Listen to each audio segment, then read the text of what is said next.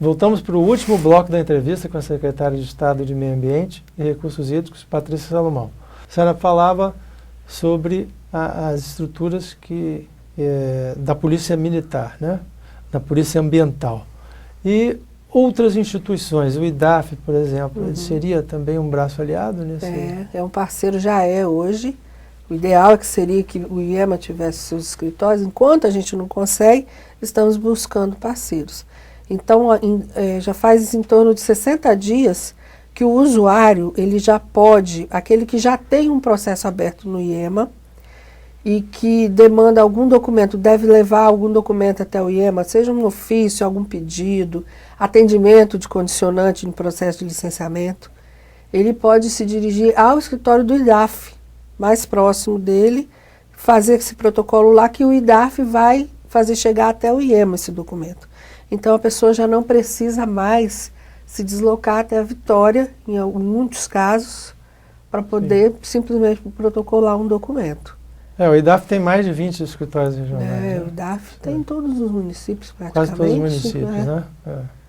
Então fica muito mais fácil. O IDAF é bem próximo do usuário. Enquanto a gente não consegue colocar os nossos escritórios regionais, a gente está pensando em algumas medidas como essas. Existe algum mecanismo de incentivo a criadouros naturais?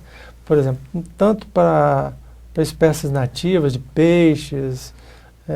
Hoje pela manhã nós fizemos uma entrevista também com os pescadores do Espírito Santo e me falaram da criação em cativeiro do robalo, né? Que é uma coisa muito interessante. Nós temos que pensar alternativas, né? Que não seja o próprio extrativismo. Né?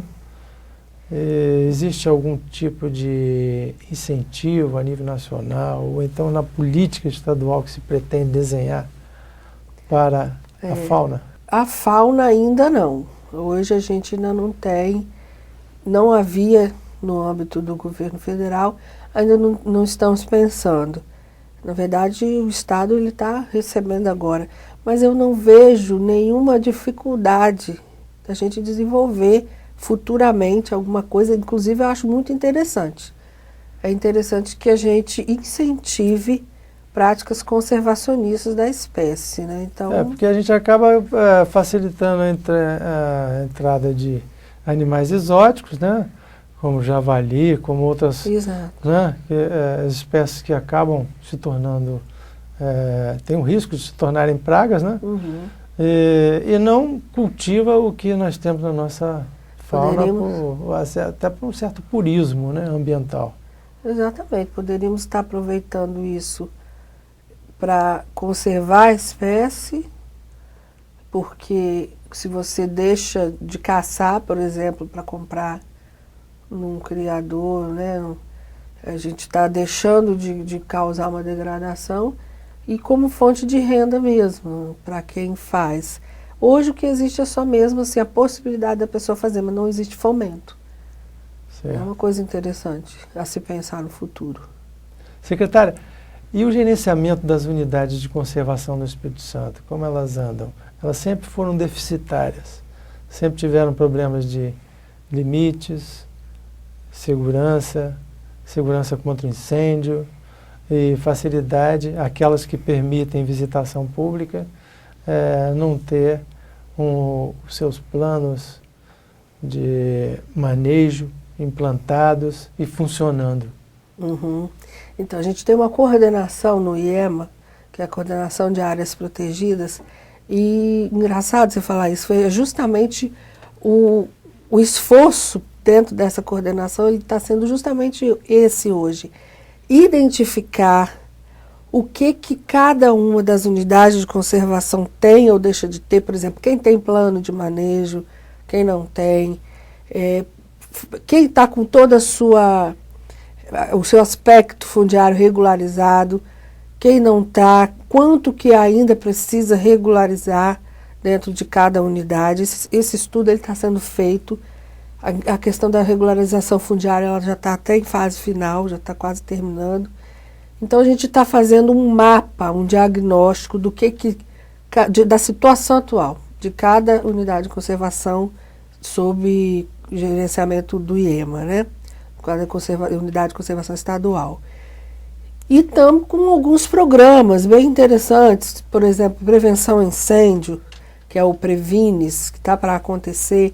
Ele é um programa dos moldes do governo federal mesmo, do Previfogo, do IBAMA, que envolvendo corpo de bombeiros locais. Ele capacita brigadistas, na verdade. Sim, pessoas que moram no entorno das unidades de conservação. Exatamente. Estarem aptas para isso. E aí são capacitados, ficam à disposição, compram-se os equipamentos, EPI, e quando existe um incêndio, essas pessoas são convocadas a combater aquele incêndio lá. Então a gente está com uma série com relação à visitação, estamos pensando em formas de chamar mais uma articulação com os agentes de turismo, né? Exatamente, a Secretaria de Turismo está muito próxima hoje da SEAMA, a gente está trabalhando algumas, a gente não consegue trabalhar todas, a gente está pegando algumas como piloto. Sim, aquelas mais próximas aos centros urbanos. Estamos com por exemplo, a Pedra Azul, que tem um potencial grande com relação ao turismo, e estamos trabalhando como piloto alguma coisa para chamar o visitante, tanto de fora como o próprio capixaba, né, para conhecer, que tem muita coisa bonita para ver nessas unidades. Então a gente está trabalhando aí uma valorização dessas unidades. Duas Bocas agora está completando 100 anos de instituída, então a gente vamos lançar um livro falando a respeito da história, com fotos. Estamos tentando valorizar o nosso patrimônio dessa maneira. Ok, secretária, eu agradeço a sua presença aqui nos falando sobre essa questão da fauna, e a TV Ambiental vai continuar acompanhando a evolução desse processo. Obrigada. Obrigado.